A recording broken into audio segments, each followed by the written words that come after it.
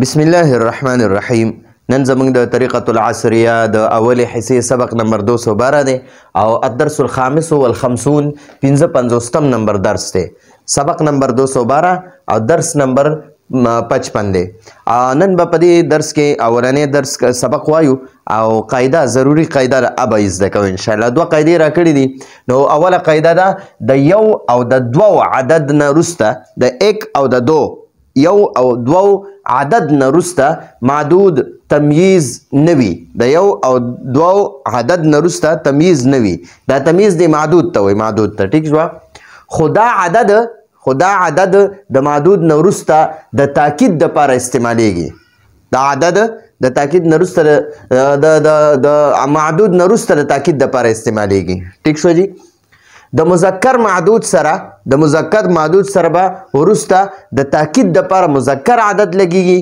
لکه عندي ساعة واحدة، دا ساعة مؤنث دی، دې ته معدود وای. او دا واحدة چې دی دا ورله عدد دی. نو ګورئ چې معدود مؤنث وي که نه او د تاکید دپاره ورسره ته عدد لګې نو عدد به مؤنث راوړي. ټیک شوه؟ وګورئ دا ساعتون مؤنث دی نو د تاکید دپاره مور سره واحدتون مؤنث راوړو. ټیک شوه؟ فی المسجد ساعتان اثنتان. په جومات کې دوه ګړۍ دي. نو دا ساعتان چې دی دا د ساعتون واحد دی او دا اثنتان چې دی دا د واحدتون نه پس د اثنتان راغی. ټیک شوه؟ د تثنیې دپاره دا د مؤنث د مؤنث اثنتان راغی.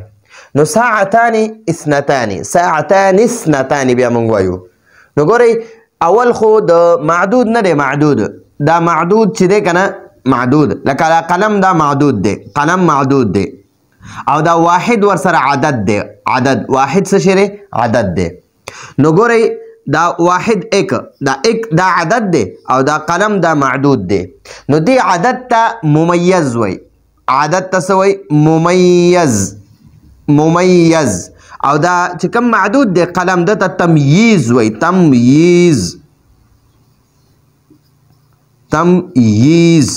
تمییز نه بلکې تمییز.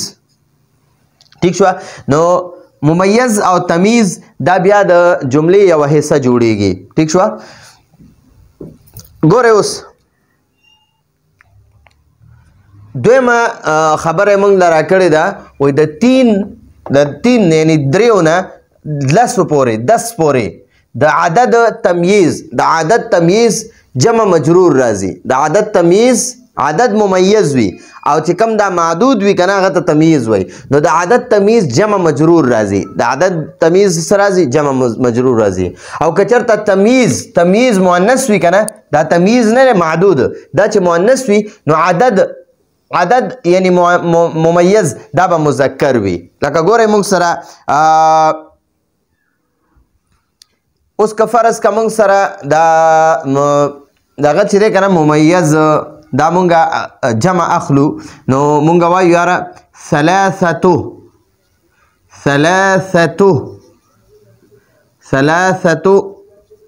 کتبن. وګورئ اوس زه تاسو اوس په دې پوهیږم کتبن، ثلاثة کتبن. نو وګورئ دا ممیز مونږ سره مذکر دی که نه، ممیز دا معدود مونږ سره مذکر دی. ټیک شوه؟ نو د مذکر معدود دپاره به مونږ د عدد چې دی که نه دا به مؤنث اخلو، مؤنث. ټیک شوه؟ اوس که چېرته دا معدود نه دی، معدود جمع دا مونږ سره مؤنث وي که نه نو بیا به ورله مونږ د عدد مذکر اخلو. ګورئ اوس داسې ګورئ زه وایم زمونږ 3 کمرې دي یا ما سره 3 ګړۍ دي. نو ګړۍ مؤنث ته نو ساعاتن ورته وایي. ساعاتن دی که نه. نو دا ساعاتن زه معدود اخلم، معدود دا تمییز اخلم، تمییز. نو دې لپاره به زه عدد نه دی، عدد دا به ورله زه واخلم اربعو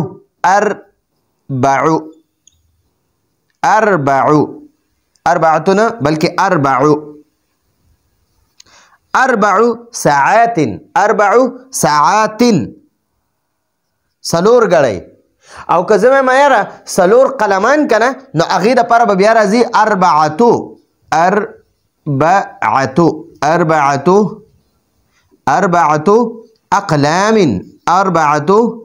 اقلام وګورئ دا اقلام چې دی که دا مذکر دی نو د ده لپاره دا عدد مونږ مؤنث اخلو مؤنث او دا ساعات دا معدود دی نو دا مؤنث دی که نه نو اوس په ورله عدد دا عدد دا به مذکر اخلي مذکر نو امید دی تاسو په دې پوه شوي چې کله مونږ سره معدود مذکر وي د مذکرو جمع وي که نه د مذکرو جمع نو بیا به ورله مونږ دا عدد مؤنث اخلو او که چېرته دا معدود مونږ سره د مؤنثو جمع د مؤنثو ساعاتون چې دا د ساعتون جمع ده ساعتون یوې ګړۍ ته دا مؤنث ده د مؤنث جمع ساعات راغی ټیک شوه نو د دپاره به مونږ دا عدد بیا مؤنث مذکر اخلو مذکر نو اوس په بیا مونږ اربعتو نه وایو بلکې مونږ به وایو 4 ساعات او قلم راسن مذکر دی که نه اقلام مذکر دي نو د ده لپاره به مونږ د عدد مؤنث اخلو 4 اقلام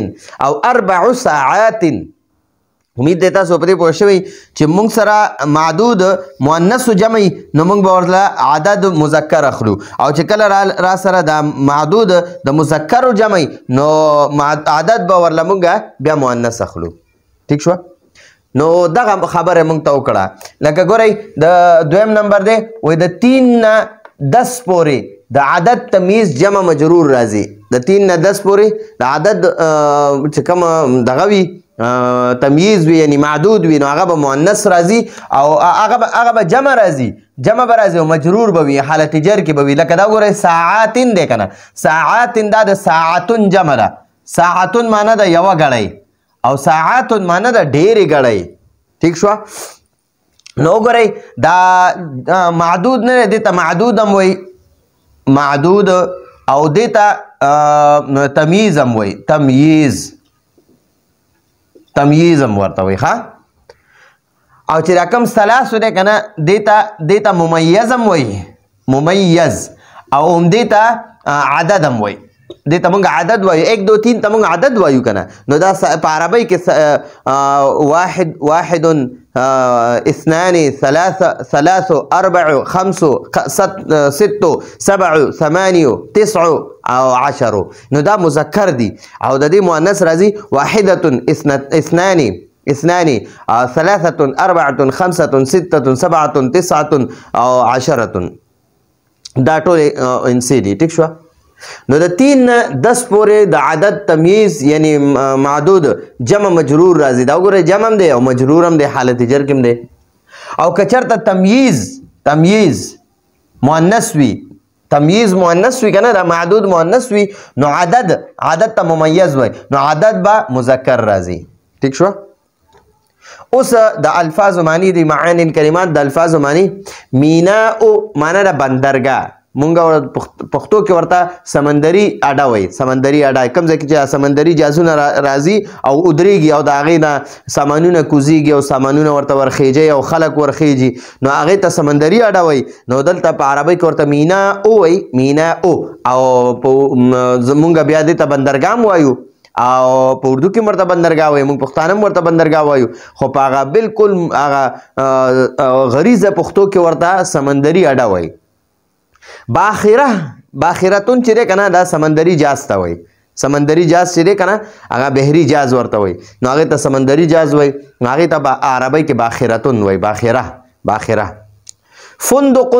فندق په عربۍ کې هوټل ته وایي هوټل ته فندق هوټل ته وایي ټیک شوه فندق هوټل ته وایي او فقط په عربۍ کې صرف دپاره استعمالیږي صرف فقط معنی ده صرف ها اوس بل الفاظ معنی دي الکیسو معنی ده بټوه دا کومه بټوه کې چې مونږ پیسې وغیره ږدو هغې بټوې ته الکیسو وایي کیس ٹھیک شوه او سلتون مونږ ورته ټوکرۍ هم وایو څوک ورته شکرۍ وایي شکرۍ روټۍ چې پکې ږدي یا نور څیزونه پکې ږدي نو سلح ورته وایي سلتون دی عربۍ کې دې ته سلح وایي سلح نو عرب ورته سلح وایي دا ګول ته ها ساکنه وایي عمات دا د عمتون جمع ده د عمتون جمع د دې ګورئ د دې واحد راځي عمتون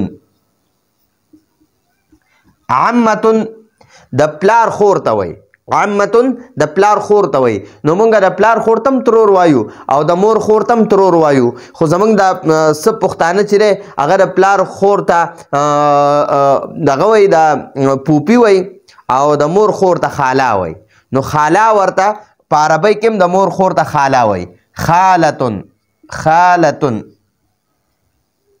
خالتن یوې ته خالتن وای او ډیرو ته خالات وای خالات تروریانې ما ورته لیکلي تروریانې د مور خوریانې او عماتن د عمتن جمع ده یوې ترور ته پلار یوې خور ته عمه وای عمه او ډیرو ته بیا عمات وای تروریانې ما ورته دې تم تروریانې لیکلي د پلار خوریانې نو زمونږ پښتانه خو دې ته عمه نه وای د پلار خور ته او بهرحال د مور خور ته خاله وای خاله ټیک شوه زمونږ پښتانه ورته خاله وای اردو کې ورته خاله وای نو دا زمونږ د نن ورځې درس و 212 نمبر درس او ضروري قاعده وه د 55 نمبر درس دا زمونږ اولنی سبق و راتلونکي درس پر اجازت غواړو هذا هو المرام والله اعلم بحقیقة الكلام